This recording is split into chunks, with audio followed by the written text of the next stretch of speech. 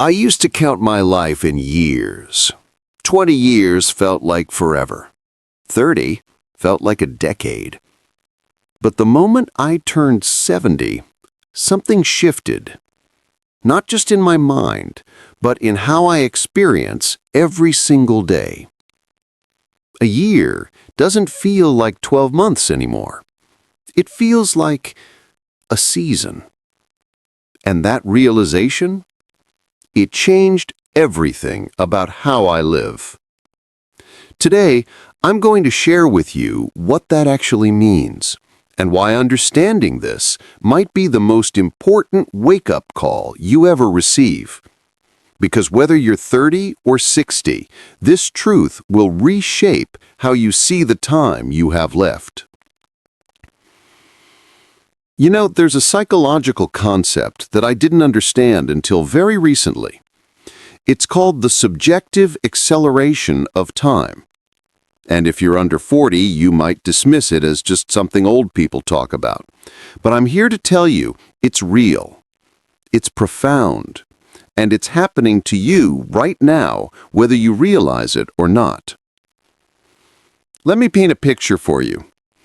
When I was 7 years old, waiting for Christmas morning felt like an eternity. I remember lying in bed at night, my heart racing, thinking I would never make it to December 25th. The anticipation was almost unbearable. 1 year, one whole year, felt like a lifetime away.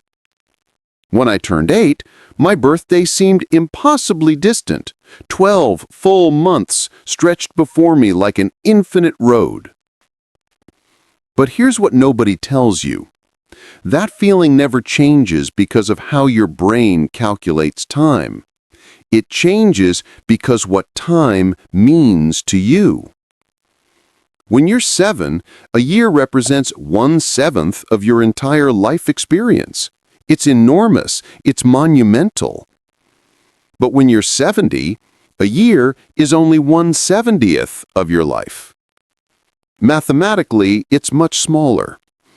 But more than that, it becomes compressed in your memory. The days blur together. Seasons melt into each other, and suddenly you look up from your coffee and it's already June, and you swear it was just March. I first felt this shift acutely about 8 years ago. I was sitting with my grandson. He was 6 at the time, and we were talking about how long until his birthday. He got so frustrated with me. He said, "Grandpa, you don't understand. It's so far away." And in that moment, I realized he was right. I had stopped understanding. For him, 6 months felt like forever. For me, 6 months felt like I was going to blink and it would be here. That's when I knew something fundamental had changed in me. The strange thing is, this realization didn't depress me. It should have, maybe. It should have sent me into some spiral about aging and mortality. But instead, it woke me up. It actually became one of the greatest gifts I've ever received. Because if a year truly does feel like a season, then I need to start treating my years like seasons. I need to pay attention to them. I need to make them mean something. I can't waste a season. To really understand why time accelerates after 70, we need to talk about how memory works. And this isn't just philosophy. This is neuroscience mixed with the emotional architecture of our lives. There's a researcher named Paul Janet who discovered something fascinating about how our brains perceive the passage of time.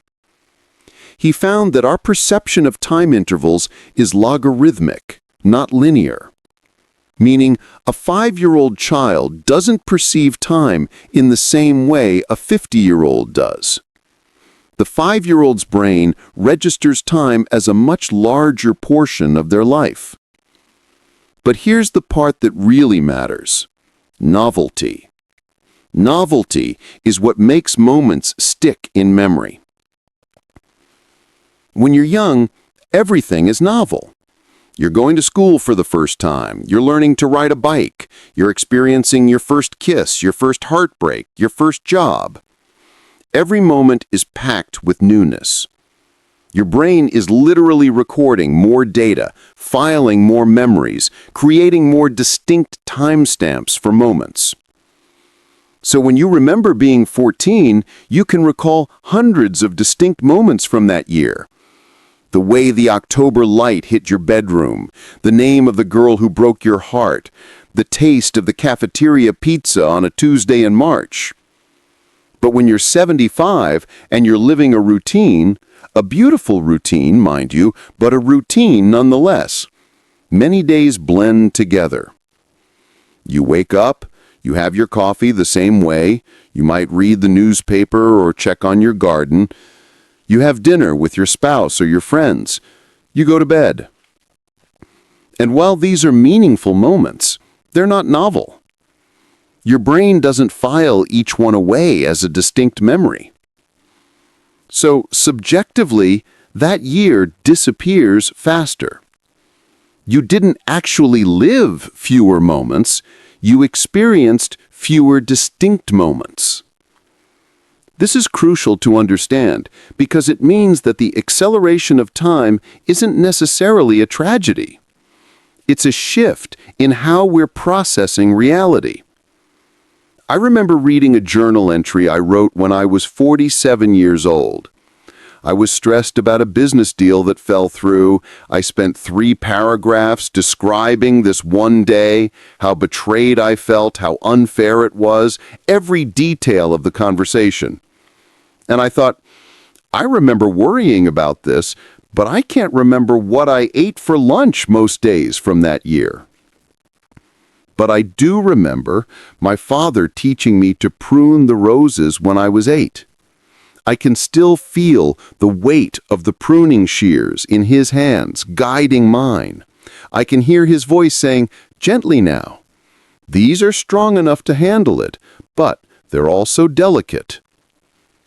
Why? Because that moment was wrapped in novelty and emotion and attention. The difference between my 47-year-old self and my 78-year-old self isn't that time is moving faster, it's that I was spread too thin, paying attention to too many things that didn't matter. And now, I'm learning to be more selective. This is the secret that no one tells you about aging. You don't get slower. Your focus gets narrower. And if you're paying attention, you can use that to your advantage. When I was 50, I couldn't imagine being happy with a slower pace. I was measuring my life in accomplishments, in productivity, in doing. The idea of sitting with 1 cup of tea for an hour, watching the birds in the garden felt like wasting time. But now I understand that attention itself is a kind of achievement. Being fully present with one person, or one moment, or one idea, that's not wasted time, that's invested time. If there's one lesson I wish I could have known before I turned 70, it's this. The antidote to time acceleration isn't fighting it, it's presence. Let me tell you about my wife, Amelia. We've been married for 51 years, and I want to tell you something that might sound strange from an old man. We haven't gotten bored with each other. Not because our relationship is perfect, it isn't. It's had rough patches, seasons of distance, moments where I genuinely didn't know if we were going to make it. But somewhere in my 60s, Margaret started doing something different. She would sit across from me at dinner, and instead of thinking about what we were going to do next, or what was happening at work, or what our kids needed from us, she would just look at me. Really look.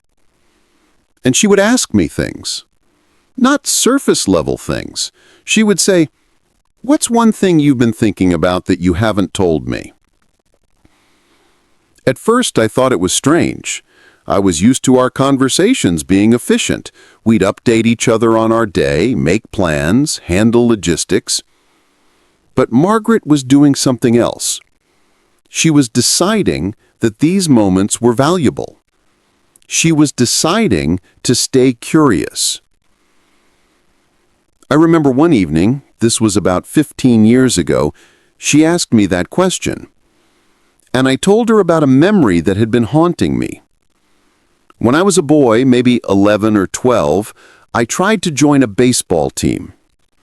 I showed up to tryouts, and I was so nervous I could barely hold the bat. When they called my name, I swung at the first pitch, before it was even close to being where I could hit it. I missed. I swung again. I kept missing. And some of the other kids started laughing. I don't remember what happened after that, but I've never played baseball seriously since. I don't know why that memory surfaced that night. But I told Margaret, and she didn't try to fix it. She didn't say, well, you're a successful man now, so it doesn't matter. She just held my hand and said, that took courage to try. And it took courage to keep showing up in life after that. And something shifted in me. I realized that Margaret was choosing to invest her time in understanding me more deeply. She was actively fighting against the compression of our shared time by bringing presence and intention to it. After that, I started doing the same thing with her. I stopped just thinking about her in the abstract, as my wife, my partner, my logistical co-coordinator. I started genuinely seeing her again. And it was like falling in love.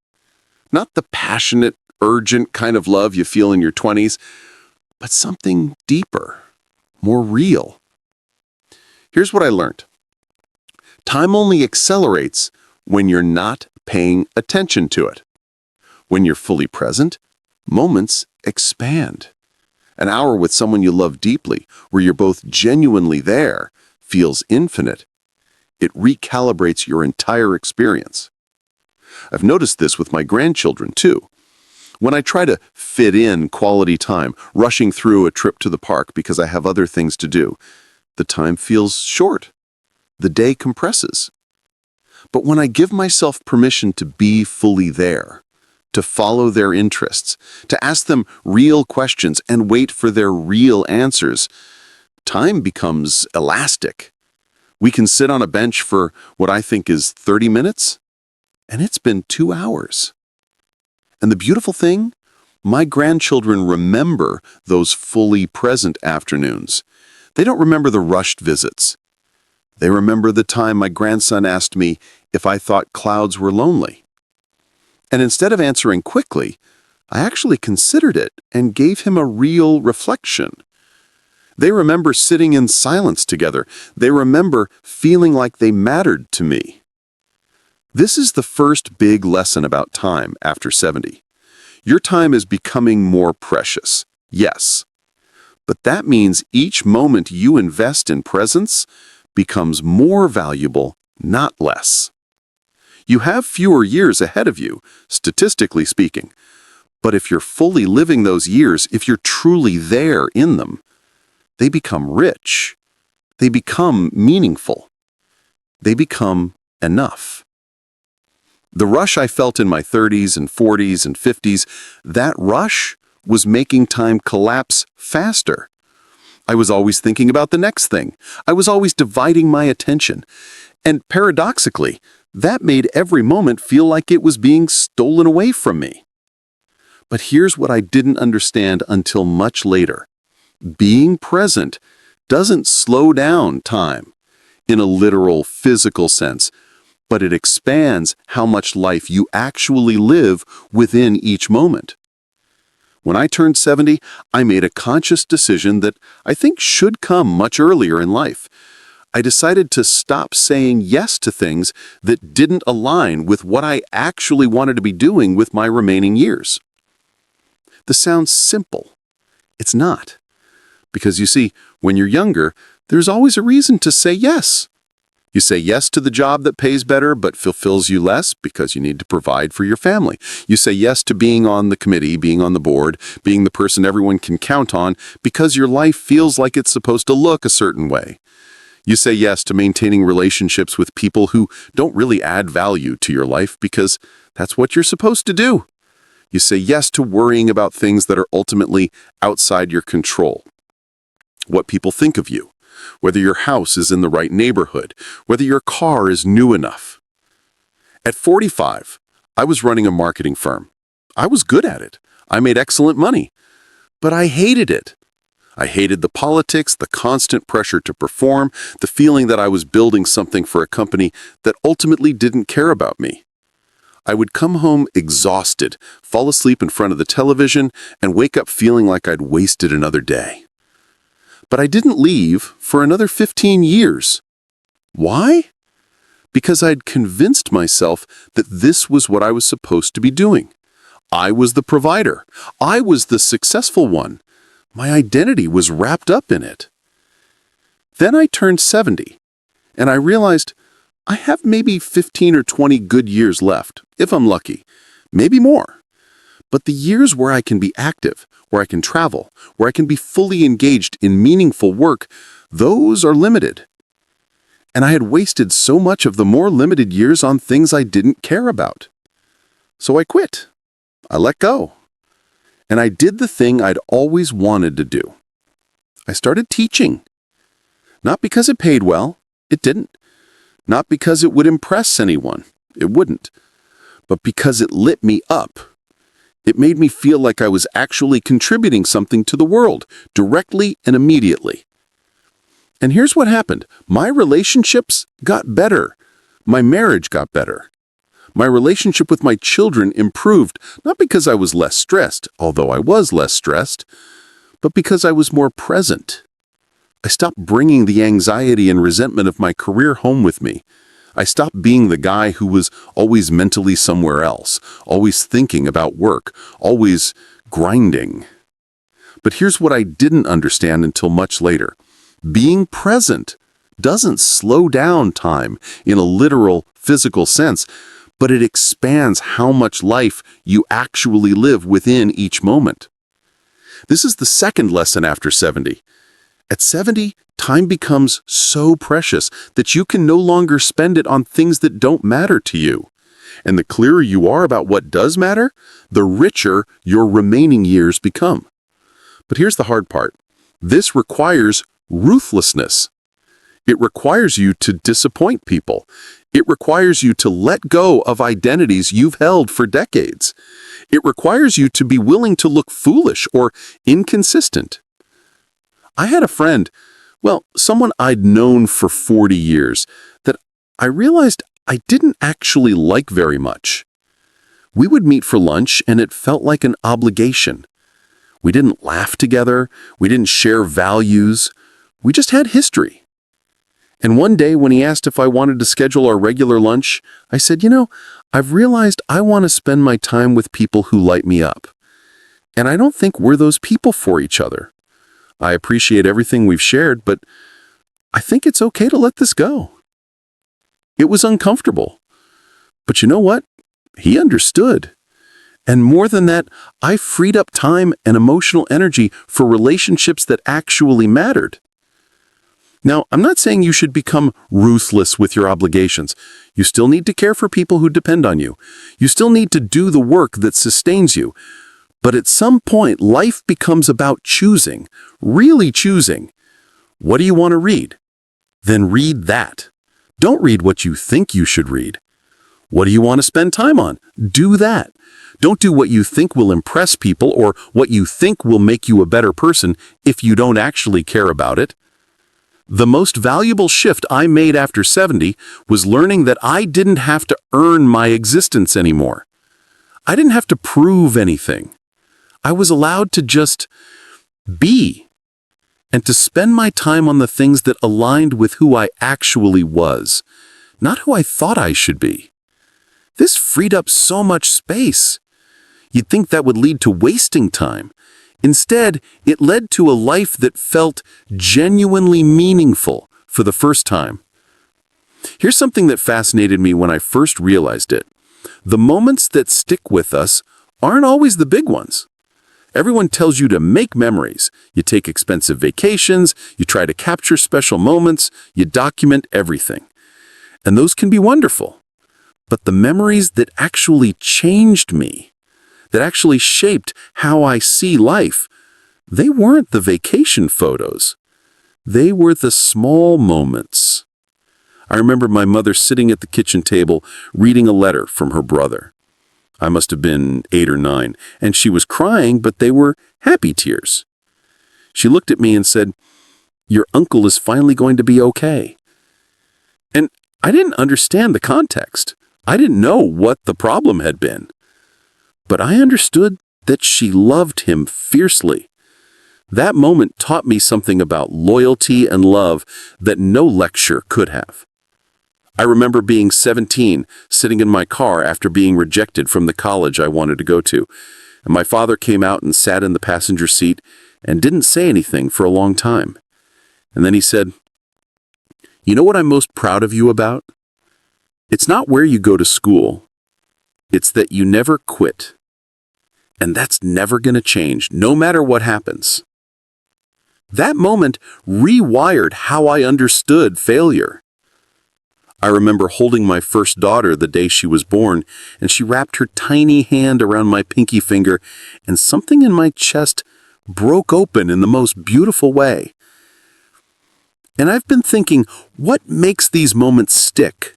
What makes them expand in memory while other things fade? I think it's a combination of things. There's emotion, yes, but there's also surrender. There's a moment where you stop doing and start receiving. You're not trying to make the memory happen, you're just there.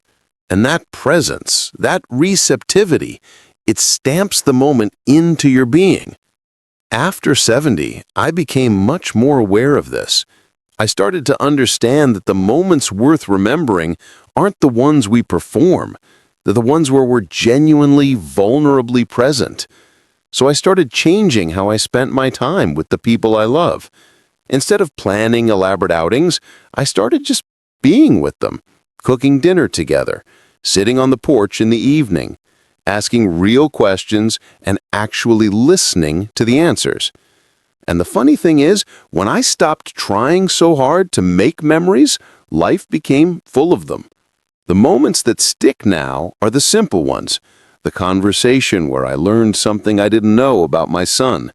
The afternoon where my granddaughter taught me how to braid hair. The evening where my wife and I sat in comfortable silence for 2 hours. These moments might seem small, but they're the ones that actually matter to me. And I think that's the architecture of memory that changes with age. When you're young, memorable moments are often tied to novelty and excitement. Your first concert, your first love, your graduation. Those are big, dramatic, clearly marked. But as you get older, and as those big, dramatic moments become rarer, memory shifts. It becomes more about the presence of love, the accumulation of small, tender moments, the deepening of understanding. This is actually a gift, because it means that the best years of your life, in terms of memory and meaning, don't have to be behind you. They can be right now. They can be found in the quiet, in the ordinary, in the moments where you choose to be fully there. When you're 70, you start to think about legacy. Not in a dark way. I'm not talking about being morbid. I'm talking about what you're actually leaving behind. I spent so many years thinking about accumulation, getting the bigger house, the better car, the nicer things. I thought, when I'm old, I want to have achieved things. I want to have stuff that proves I did something. But here's what I've realized. The things I'm actually proud of, the things that matter most, can't be bought or displayed. They're intangible. They're the kind of legacy that gets passed down through people, not through possessions. My grandfather was a carpenter. He wasn't famous, he wasn't wealthy, but he left me something that's changed my entire life. He taught me how to work with my hands, and more importantly, he taught me that the work you do should mean something to you. He would spend hours on a single piece, getting the details right, even if no one would ever notice. And when I asked him why, he said, "Because I know. I'll know that it's right." That has informed everything I've done. When I was running that marketing firm, I carried that principle with me. I wanted the work to be excellent, not because it would get me recognition, but because I would know. And now, the thing I'm most proud of is that my children have that value too. My son is an engineer, and he's known in his field for being meticulous, for refusing to cut corners. My daughter is a doctor, and people come from all over to see her because she actually listens to patients. They carry my grandfather's legacy. They carry his way of being in the world. That matters more than any house I could have left them, more than any money. So at 70, I started thinking, what am I actually teaching the people around me? Not through words, but how I live. What values am I passing down? What ways of being in the world are people absorbing from me just by watching me? This is the legacy that time urgency actually helps with, because when you understand that your time is finite, you become more intentional about the example you're setting. You stop being on autopilot. You start making choices that align with what you want to be remembered for. I made a decision a few years ago to write some of my stories down. Not a formal memoir, nothing like that. Just letters to my grandchildren. Stories about my life, lessons I've learned, things I wish I'd known. Not because I think they'll treasure them, they might not even read them, but because the act of writing them down forced me to clarify what actually matters to me. When I sat down and thought, what do I want my grandchildren to know about me? What do I want them to understand? The answer wasn't about my career or my possessions. It was about the values I've come to understand late in life. It was about how to treat people with kindness, how to do work that matters, how to love people well, how to accept failure and keep going anyway. That's the legacy. That's what lasts. And here's something beautiful. You don't have to be 70 to start thinking about this, but age does clarify it. Age strips away the surface things and helps you see what's actually underneath. I'm going to talk about death now, because this is not morbid, but because it's real. And one of the strange gifts of being 70 is that you can actually look at mortality clearly, without the panic that often surrounds it in younger people. When I was 40, I couldn't think about death without my heart racing. The thought of my life having a finite end was terrifying. I felt like I hadn't done enough, achieved enough, lived enough. The finiteness felt like a failure. But something shifted. And I think it happened gradually, but it crystallized around 70. Death is inevitable. That's not pessimism. That's just reality. And once you really accept that, not just intellectually, but emotionally, something changes.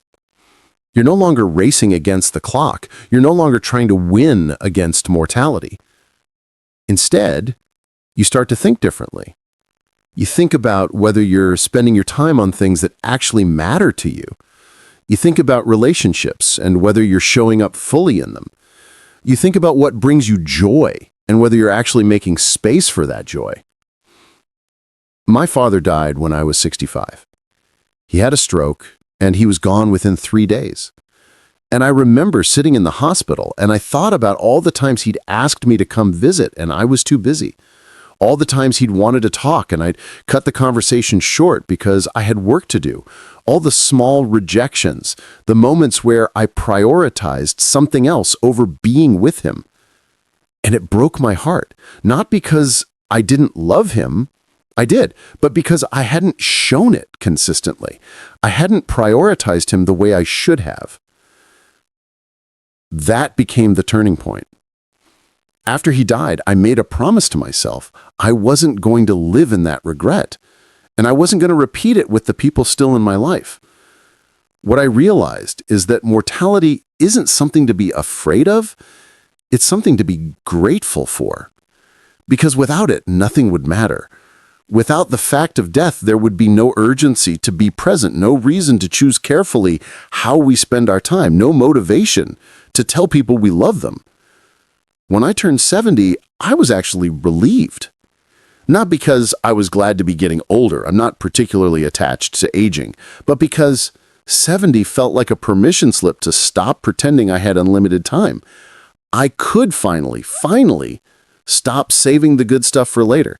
I could stop treating my life like a dress rehearsal for something more important that was going to happen eventually. The time is now. Always now. And that's not depressing. That's liberating. Because when you really understand that, you stop wasting moments on resentment, on anxiety about what other people think of you, on envy, on the kind of small-mindedness that comes from scarcity thinking. You become more generous because you understand that time is all you have, and you can either spend it on bitterness or on love. You become kinder because you understand that everyone around you is also aware on some level that this is all they have.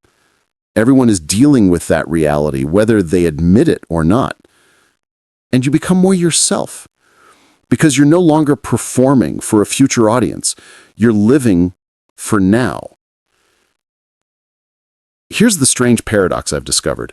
By accepting that time moves faster after 70, by accepting that my life has limits, I've actually started to enjoy time more. Time feels less constricting. It feels more precious, yes, but also more generous. This week, I sat with my wife Amelia on the porch for 3 hours. We didn't do anything particularly special. We watched the light change, we read, we talked a little. We sat in silence, and it was one of the best days I've had in months. When I was 50, I would never have allowed myself to do that. I would have felt guilty. I would have thought, I should be doing something productive. But now I understand being fully present is productive. Not in the economic sense. I'm not creating or building anything tangible, but in the sense that matters most. I'm actually living. And my family has noticed. My son called me last week and said, "Dad, I've noticed that you're happier. What changed?" And I told him the truth. I stopped waiting for my life to happen. I stopped waiting for retirement to actually feel like living. I started living right now, in the time I have, with the people I have. He's 43.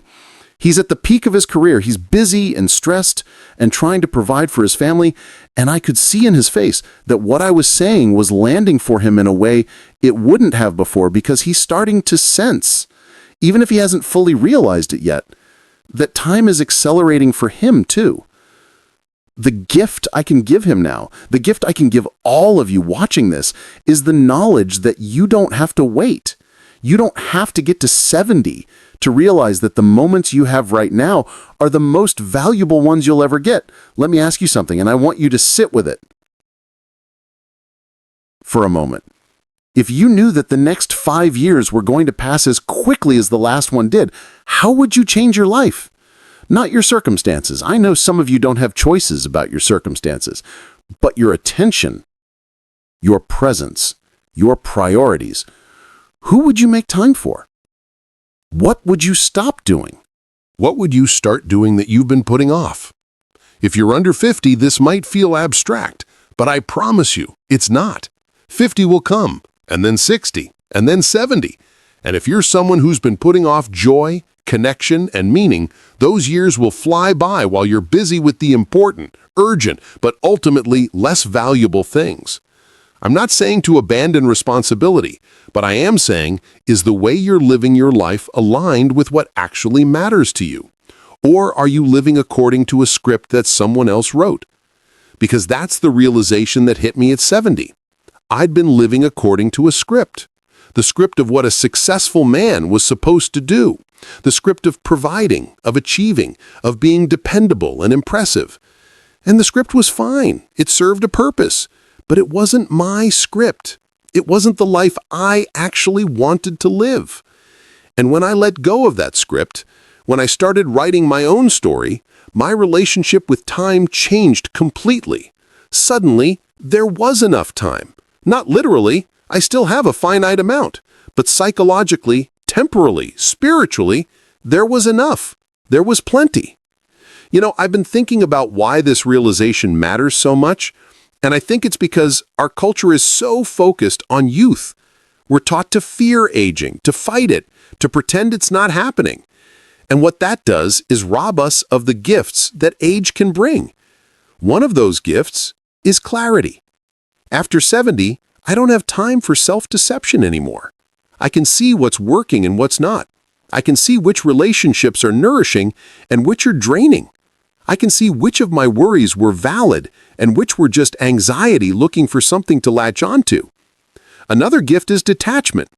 I care less about what people think of me. And that sounds like it would be depressing, but it's actually liberating. It means I can be more authentic. I can say what I actually think. I can admit my mistakes. I can be vulnerable. And there's a kind of wisdom that comes with perspective. I can see how the things I worried about when I was 30 didn't matter at all. I can see how the things I thought would make me happy, the promotions, the possessions, the accomplishments, turned out to be less satisfying than I expected. And I can see how the things that actually do make me happy are simpler than I ever imagined. Connection, presence, contribution, and the knowledge that I'm living in alignment with my values. If I could go back and talk to my younger self, I wouldn't try to prevent him from making mistakes. I wouldn't tell him to do things differently. But I would tell him this: stop worrying so much about the future. The future arrives whether you worry about it or not. But this moment, this present moment, only exists once, and it matters more than you think. I would tell my 30-year-old self, your marriage will go through phases. Some will be difficult. But if you keep choosing it, if you keep showing up with presence and intention, it will become the greatest joy of your life. I would tell my 40-year-old self, the career you think defines you will matter less and less. Let it go sooner. Not to everyone gets the chance to learn this lesson in time to course correct. I would tell my 50-year-old self, your children are becoming people and they don't need your control anymore. They need your wisdom. But more than that, they need your presence. Be with them, not for them. But I'm 78, so I can't go back. All I can do is share what I've learned and hope that somewhere, someone is listening and deciding to live differently. At this point in my life, I'm grateful for the time I have. Some days more than others, but even on the difficult days, I'm aware of how precious this time is, how it's not infinite, how it requires me to be intentional. And I truly believe that's the shift that needs to happen in our culture. We need to stop treating our lives like we have infinite time to become who we want to be, to do what we want to do, to be with the people we love. We don't. This is it. This moment, this day, this year. This is your life, and it's worthy of your full attention. So my invitation to you as we close is simple. What are you going to do differently, knowing what you now know about how fast time moves? Where are you going to reclaim your presence? Who do you need to call? What joy do you need to make space for? Don't wait until you're 70. Start now. Because time isn't going to slow down, but your experience of it can become so much richer if you stop trying to race against it and start fully inhabiting it. Thank you for letting me share this with you today. This conversation with all of you right now, this matters to me, and I hope it mattered to you too.